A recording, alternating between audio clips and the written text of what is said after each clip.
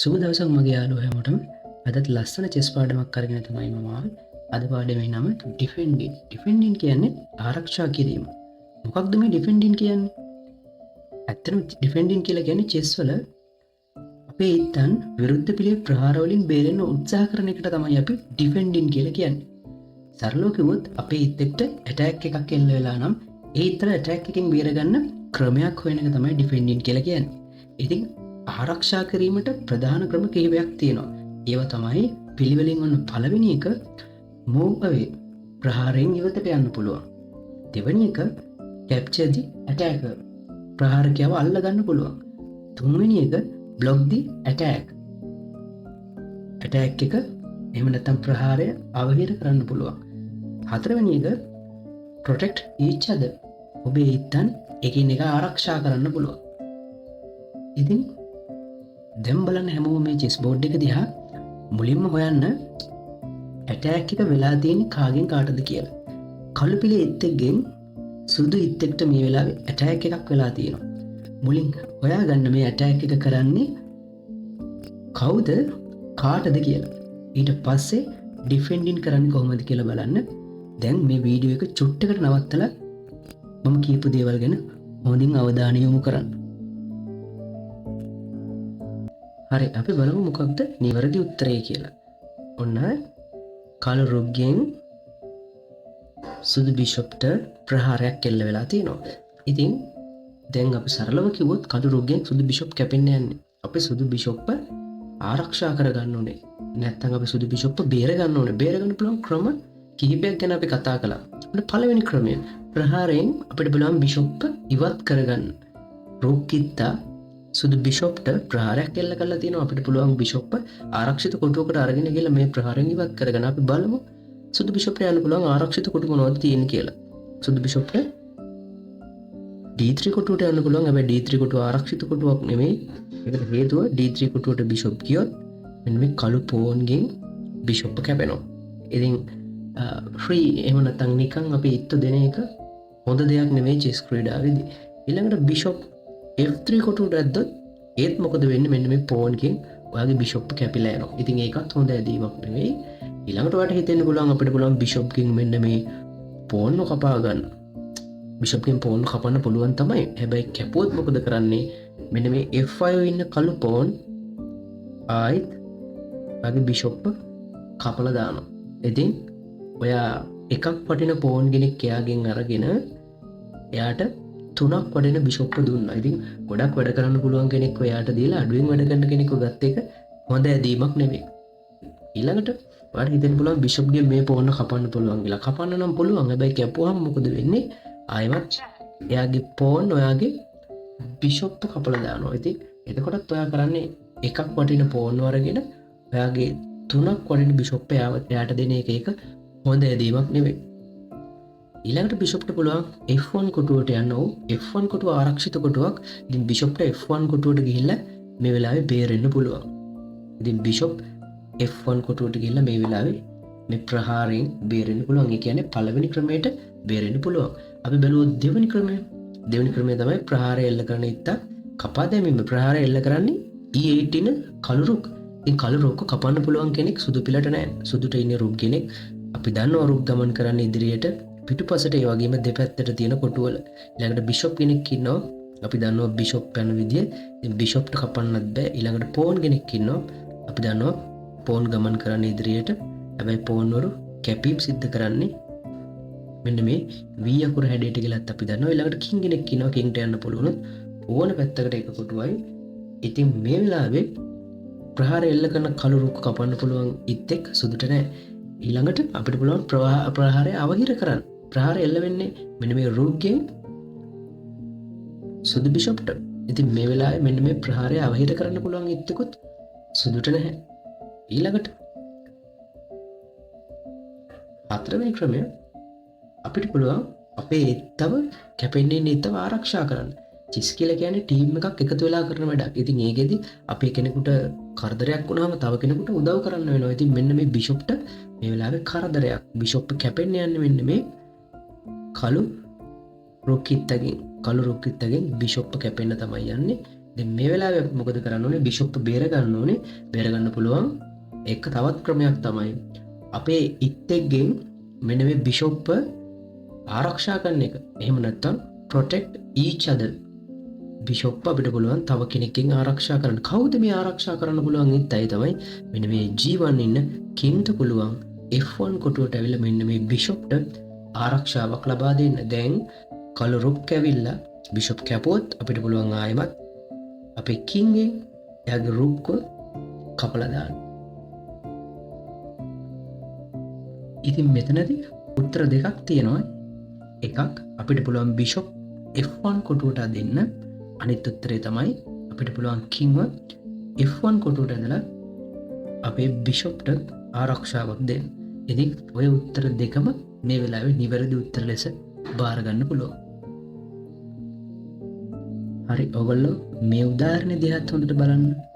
මුලින්ම බලන්න සුදු ඉත්තෙක්ට කළු ඉත්තෙක්ගෙන් ප්‍රහාරයක් එල්ල වෙලා ඇති. නැත්නම් ඇටැක් එකක් එල්ල වෙලා ඇති. බලන්න මේ ප්‍රහාරය එල්ල කරන ඉත්ත කවුද කියලා. ඊළඟට බලන්න ඒව බේර ගන්න පුළුවන් මොන ක්‍රමයකටද කියලා. ඉතින් මුලින්ම මේ වීඩියෝ එක චුට්ටක් නවත්තලා උත්තරය හොයලා ආයෙත් වීඩියෝ එක ප්ලේ කරන්න. හරි, මම හිතනවා ඔයගොල්ලෝ උත්තරේ හොයාගෙන ඇති කියලා. අපි මුලින්ම බලමු මේ බෝඩ් එකේ ප්‍රහාරය එල්ල වෙලා ඉන්න සුදු ඉත්ත කවුද කියලා. මෙන්න මේ E4 ඉන්න සුදු නයිට් මෙන්න මේ කළු බිෂොප් ප්‍රහාරයක් එල්ල කරලා තියෙනවා. ඉතින් සරලව කිව්වොත් කළු බිෂොප්ගෙන් සුදු නයිට්ව කැපෙන්න යන්නේ. දැන් සුදු පිළ මේ නයිට්ව බේර ගන්න ඕනේ. මොකද අපේ ඉත්තන්ව අපි කිසිම හේතුවක් නැතුව එහා පැත්තේ පිළට දුන්නොත් අපිට යුද්ධ කරන්න ඉත්තු නැති වෙනවා. චෙස් කියලා කියන්නේ පුංචි යුද්ධයක් නේ.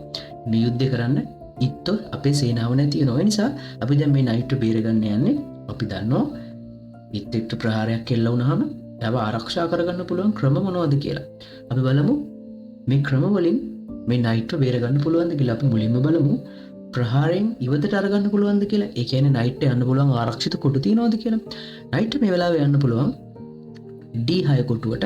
හැබැයි අපි දන්නවා නයිට් D6 කොටුවට ගියොත් මොකද වෙන්නේ? D6 කොටුවට ප්‍රහාරයක් එල්ල කරලා තියෙනවා. මෙන්න මේ කළු රුක් ඉත්ත. ඉතින් අපි නයිට් D6 කොටුවට ගියොත් මොකද වෙන්නේ? කළු රුක්ගෙන් කැපිලා යනවා. ඉතින් D6 කොටුව ආරක්ෂිත කොටුවක් නෙමෙයි. ඒ නිසා මම රතු පාටින් පෙන්නන්නම්. F5 කොටුවත් ආරක්ෂිත කොටුවක් නෙමෙයි. රුක්ට යන්න පුළුවන් කොටුවක් වුණාට මොකක්ද ආරක්ෂිත කොටුවක් නොවෙන්න හේතුව? මෙන්න මේ කළු රුක් F5 කොටුවට ප්‍රහාරයක් එල්ල කරලා තියෙන්නේ. සුදු නයිට් F5 කොටුවට ආවොත් රුක් කපලා දානවා. ඉතින් ඊළඟට C5 කොටුව අපි බැලුවොත් C5 කොටුවත් ආරක්ෂිත කොටුවක් නෙමෙයි. ඒකට හේතුව පෝන්ගෙන් කැපෙනවා. අපි නයිට් C5 කොටුවට ඇද්දොත් පෝන්ගෙන් නයිට් කැපෙනවා. ඒ නිසා C5 කොටුවත් ආරක්ෂිත කොටුවක් නෙමෙයි. ඊළඟට අපි බැලුවොත් C3 කොටුව කත ආරක්ෂිත කොටුවක් නෙමෙයි. ඒකට හේතුව බිෂොප් ඇටැක් එකක් නැත්නම් ප්‍රහාරයක් එල්ල කරලා තියෙනවා C3 කොටුවට. ඒ කොටුවට නයිට් ආවොත් නයිට්ව කැපිලා යනවා. ඉතින් ඊළඟට අපි බැලුවොත් D2 කොටුවත් ආරක්ෂිත කොටුවක් නෙමෙයි. ඒකට හේතුව බිෂොප්ගෙන් ප්‍රහාරයක් එල්ල වෙලා තියෙන්නේ. ඒ කොටුවට නයිට් ගියත් නයිට් කැපිලා යනවා. ඊළඟට නයිට් යන්න පුළුවන් G3 කොටුව ආරක්ෂිත කොටුවක් නෙමෙයි. පෝන්ගෙන් කැපෙනවා එතනට ගියොත්. ඊළඟට G5 කොටුව එතනට යන්නත් බෑ. ගියොත් රුක්ගෙන් අපේ නයිට්ව කැපිලා යනවා. ඉතින් නයිට් යන්න පුළුවන් ආරක්ෂිත කොටු එකක්වත් මේ වෙලාවේ නැහැ. අපි බලමු ඊළඟට මේ ප්‍රහාරය එල්ල කරන ඉත්තව කපලා දාලා මේ ප්‍රහාරයෙන් බේරෙන්න පුළුවන්ද කියලා. ප්‍රහාරය එල්ල කරන්න මෙන්න මේ F5 විනස් කළු බිෂොප්. ඉතින් කළු බිෂොප්ව කපන්න පුළුවන් කවුරුත් ඉත්තෙක් සුදු පිළට නෑ. සුදු පිළට මේ වෙලාවේ ඉන්නේ නයිට්ලා දෙන්නෙක්, රුක්, ඒ වගේම පෝන්ලා 4 දෙනෙක් සහ කිංවරෙක්. ඉතින් ඒ කාටවත් ප්‍රහාරය එල්ල කරන කළු බිෂොප්ව කපන්න බෑ. ඊළඟ එක අපි බලමු මේ ප්‍රහාරයෙන් බේරෙන්න පුළුවන්ද කියලා. ප්‍රහාරය අවහිර කළා. අපිට පේනවා මේ වෙලාවේ මේ ප්‍රහාරය අවහිර කරන්න පුළුවන් හැකියාවකුත් සුදු පිළට නැහැ.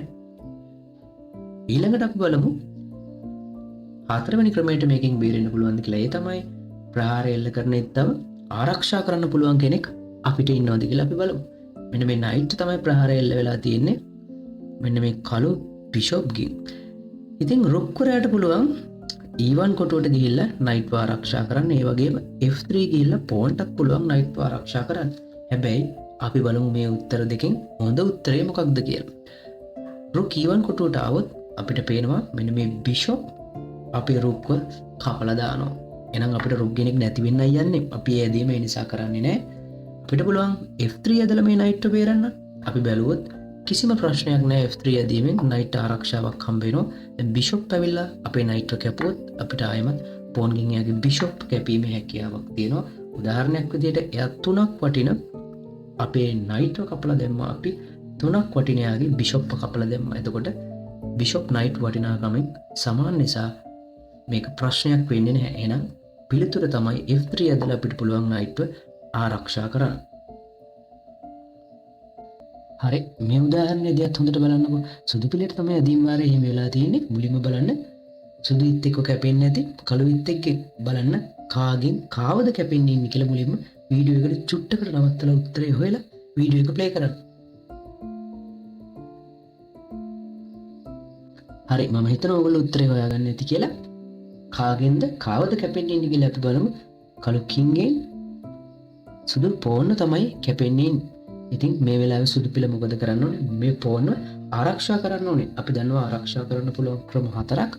බලන්න පළවෙනි ක්‍රමයට ආරක්ෂා කරන්න පුළුවන්. පළවෙනි ක්‍රමය තමයි අපිට පෝන්න කොහෙට හරි ඇදලා ආරක්ෂා කරන්න පුළුවන්ද බලන්න. බෑ. පෝන්ට මේ වෙලාවේ ඇදීමක් කරන්න පුළුවන් විදිය තැනක නෙවෙයි. පෝන්නින් ඊළඟට බලන්න මේ පෝන්ට ප්‍රහාරය එල්ල කරන ඉත්තව කපන්න පුළුවන්ද කියලා. අපි දන්නවනේ ඉතින් කින්ව කපන්න බෑ කියලා. එහෙනම් ඒක කරන්නත් බෑ. ඊළඟට බලන්න මේ ප්‍රහාරය බ්ලොක් කරන්න පුළුවන් ක්‍රමක් තියනවද කියලා. ඒක කරන්න විදිහකුත් නැහැ. එහෙනම් ඊළඟට බලන්න මේ පෝන්ට තව පෝන් කෙනෙක්ගෙන් හරි කවුරු හරි ඉන්නේ ඉත් එකකින් ආරක්ෂාවක් දෙන්න පුළුවන්ද කියලා. ඉතින් එහෙම ආරක්ෂාවක් දෙන්න පුළුවන් එකම එක ඉත්තයි ඉන්නේ තමයි G2 ඉන්න පෝන්. අපිට පුළුවන් පෝන් එකක් ඉස්සරහට ඇදලා මෙන්න මේ F4 ඉඳපු පෝන්ට ආරක්ෂාවක් ලබා දෙන්න. දැන් කින්ට පෝන් කැපීමේ හැකියාවක් නැහැ. ඉතින් මම හිතනවා මේකේ උත්තරේ ඔයගලන්ට තේරෙන්නේ නැති කියලා. අපි යමු ඊළඟ එකට. හරි, මේ බෝඩ් එකක් දිහා බලන්නකො හැමෝම.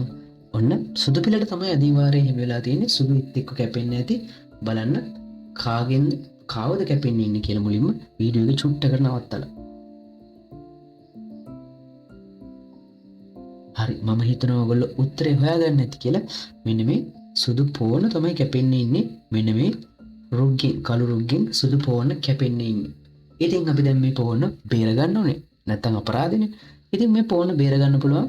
අපි දන්නවා ඉත් එක්ක බේර ගන්න පුළුවන් ක්‍රම 4ක්. පළවෙනි ක්‍රමය අපි පෝන්න වෙන තැනකට අරගෙන ගිහිල්ලා බේර ගන්න පුළුවන්. හැබැයි මේ පෝන්ට ඉදිරියටනේ සාමාන්‍යයෙන් පෝන් කෙනෙකුට යන්න පුළුවන්. අපි දන්නවනේ මේ පෝන්ට ඉදිරියට ගිහිල්ලා බේරෙන්න බෑ. එහෙම වුණොත් රුක් පෝන්න කපලා දානවා. ඉතින් ඒක හොඳ දීමක් නෙමෙයි.